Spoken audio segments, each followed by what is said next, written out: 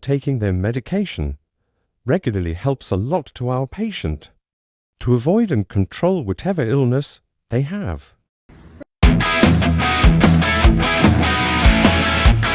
hand washing, sanitize, put my gloves on.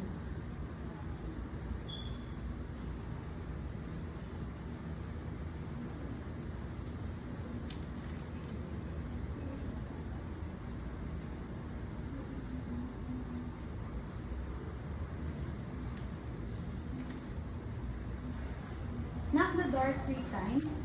Toc toc toc. Hello ma'am, good morning. My name is Rachel Masaga and I am your caregiver. By the way, let me have your information, ma'am. What is your name, ma'am? Cora Rodan. Okay, ma'am, let me check your name tag. Okay, so how old are you, ma'am? Okay, ma'am, thank you for the information. By the way, according to your doctor, we're going to take your medicine. But before that, ma'am, I need to check your vital signs. So let me leave for a while, ma'am. I prepare for the materials. Assuming I'm done preparing all the materials, I remove my gloves, wash my hands, sanitize, and put another gloves on.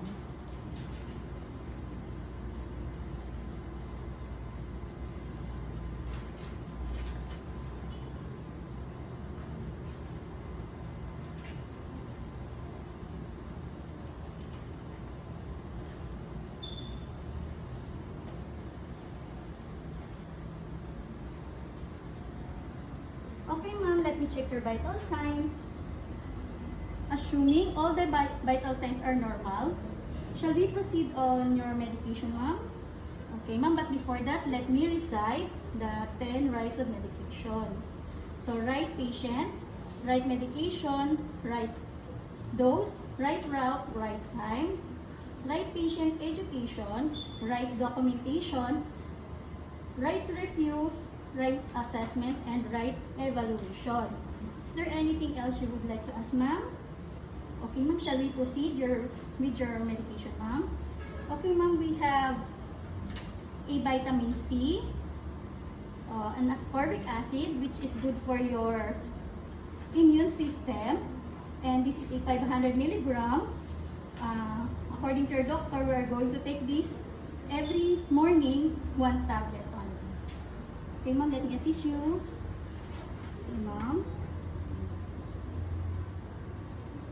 Thank you.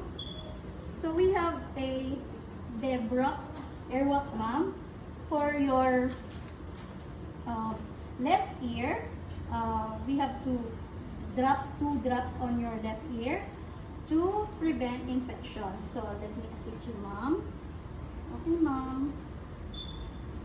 1, 2. Assuming I massage the ear about 10 to 15 minutes. So, ma'am, we're done for this morning. Assuming it's already evening, ma'am, we have your vitamins B complex with 100 milligram. And according to your doctor, ma'am, we're going to take this every evening, 1 tablet every day. So, let me assist you, ma'am. Okay, ma'am. Water. Okay. So, ma'am, we're done. So, let me leave for a while. I do the aftercare, and then I come back and check your vital signs. Thank you, ma'am.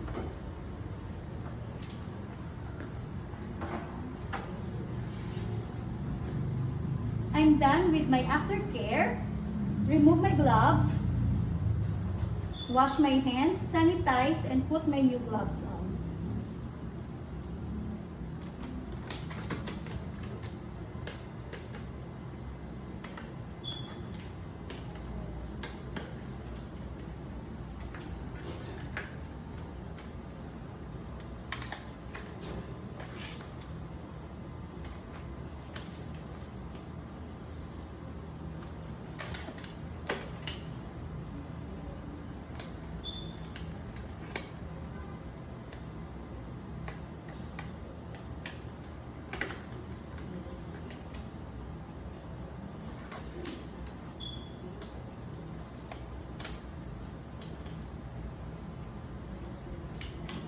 ma'am, let me check your vital signs.